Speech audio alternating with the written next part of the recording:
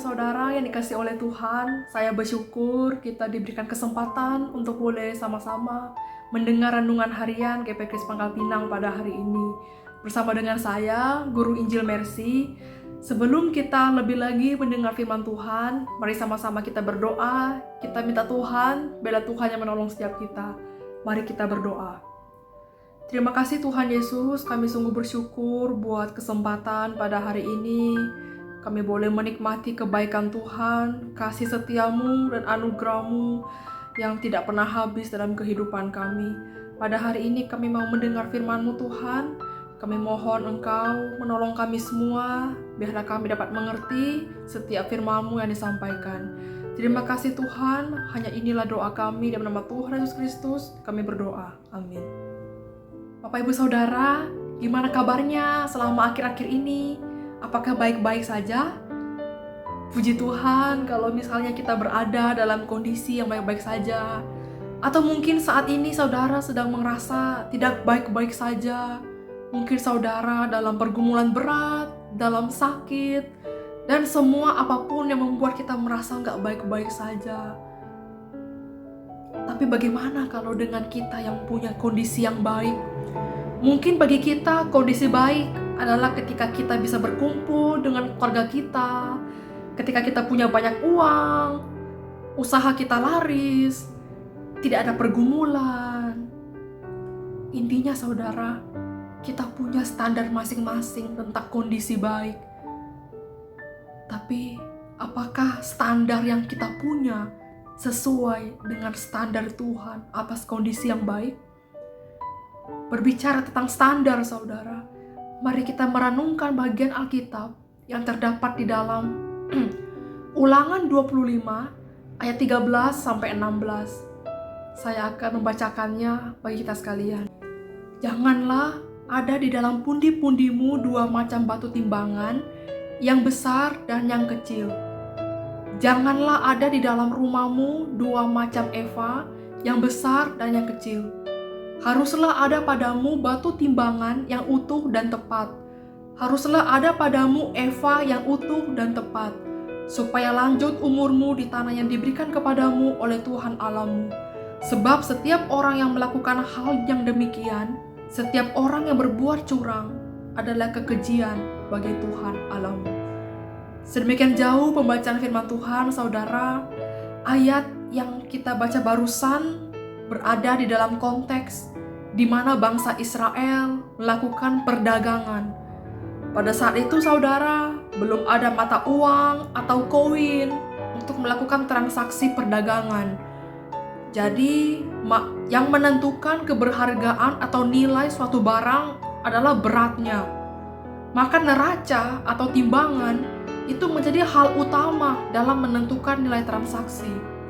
Tapi ternyata saudara, yang dilakukan oleh bangsa Israel adalah mereka mencurangi timbangan dengan menggunakan batu timbangan yang besar atau kecil. Dengan mencurangi neraca supaya mereka mendapatkan keuntungan yang lebih banyak. Dan ternyata praktik kecurangan perdagangan ini bukan dilakukan satu atau dua orang saja, melainkan secara utuh dilakukan oleh bangsa Israel. Dalam kitab Amos 8 saudara, Amos 8 ini Nabi Amos menyuarakan betapa kejinya tindakan mereka dan menyuruh mereka untuk bertobat. Kecurangan inilah yang dianggap suatu kekejian di hadapan Tuhan. Kenapa saudara? Kenapa begitu seriusnya dosa kecurangan? Karena ternyata bagi Tuhan, mencurangi standar hidup adalah hal najis di hadapannya. Standar hidup bangsa Israel mereka ganti-ganti dan mereka sesuaikan untuk mendatangkan keuntungan bagi diri sendiri. Dan itu adalah hal keji di hadapan Tuhan. Saudara, jika kita menilik kehidupan kita, bukankah kita seringkali melakukan hal yang sama? Ketika kita hendak mengambil keputusan, ketika kita hendak melangkah atau apapun itu yang ada di depan kita, ketika kita harus menghadapi pergumulan, standar yang kita letakkan adalah standar kita sendiri. Standar kita adalah kita mau untung, kita mau nyaman, kita mau enak. Maka ketika kondisi sedang berat, banyak masalah, banyak pergumulan, kita langsung merasa kalau hidup ini gak baik-baik saja. Padahal saudara, belum tentu Tuhan menganggap semua itu sebagai kondisi yang gak baik, bukan? Bisa jadi justru Tuhan memandang kondisi itu adalah kondisi yang baik untuk kita belajar. Maka dari itu saudara, mari kita saat ini, kita mengevaluasi hidup kita. Dan mulai membangun hidup kita di atas standar Tuhan. Bukan standar diri atau standar dunia. Zaman sekarang saudara, dunia begitu banyak menawarkan standar-standar. Contohnya, standar kecantikan. Dunia berkata cantik adalah menggunakan produk A sampai Z. Padahal bukan itu yang Tuhan mau, bukan? Saudara, mari kita menjadi orang-orang yang betul-betul menjalani kehidupan kita berdasarkan standarnya Tuhan, bukan standar dari dunia. Dari mana? Dari mana kita tahu standar Tuhan? Dari Alkitab. Mari kita belajar Alkitab sungguh-sungguh. Dengan tekun dan teliti kita bisa mengerti kehidupan seperti apa yang Tuhan kehendaki untuk anak-anaknya.